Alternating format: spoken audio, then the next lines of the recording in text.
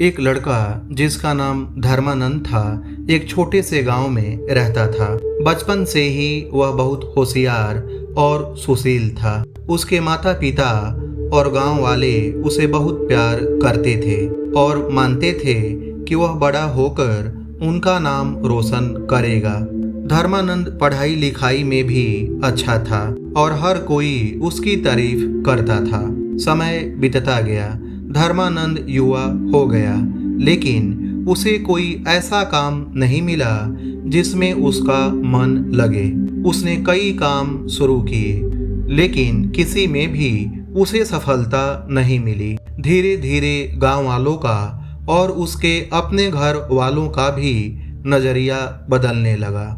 जो लोग पहले उसकी तारीफ करते थे अब उसे ताने मारने लगे, कहने लगे कि वह निकम्मा है और जीवन में कुछ नहीं कर पाएगा। धर्मानंद इन बातों से बहुत दुखी रहने लगा। उसे लगने लगा कि उसका जीवन व्यर्थ है। एक दिन दुखी होकर धर्मानंद गांव के बाहर एक जंगल में चला गया। वह घूमते घूमते एक शांत जगह पर पहुंचा, जहां उसने एक बौद्ध भिक्षु को ध्यान करते हुए देखा। भिक्षु का चेहरा शांत और तेजस्वी था। धर्मानंद उनके पास गया और उन्हें प्रणाम किया। भिक्षु ने अपनी आंखें खोली और धर्मानंद को देखकर मुस्कुराए। उन्होंने धर्मानंद से पूछा कि वह इतना उदास क्यों है। धर्मानंद ने अपनी सारी कहानी भिक्षु को सुना दी। उसने बताया कि कैसे पहले सब उसे अच्छा समझते थे, लेकिन अब असफलता के कारण सब उसे बुरा कहते हैं। भिक्षु ने धर्मानंद की बात ध्यान से सुनी और फिर कहा, तुम्हारी समस्या यह है कि तुम खाली बैठे रहे और सही अवसर का इंतजार करते रहे।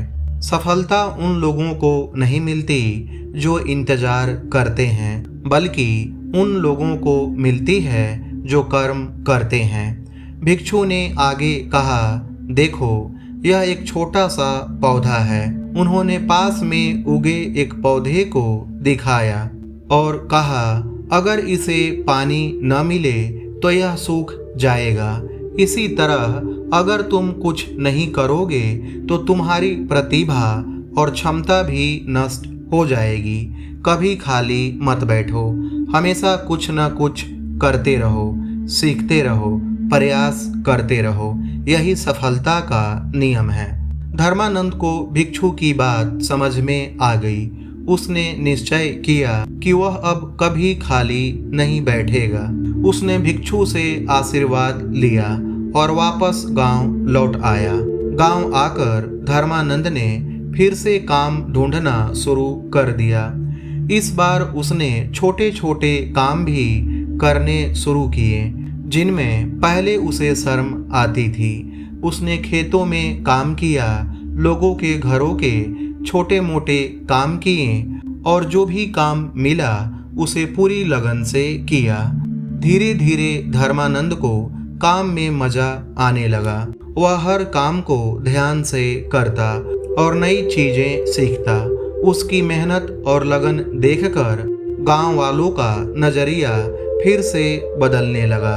उन्हें दिखने लगा कि धर्मानंद सच में बदलना चाहता है। कुछ समय बाद गांव में एक नई पाठशाला खुली।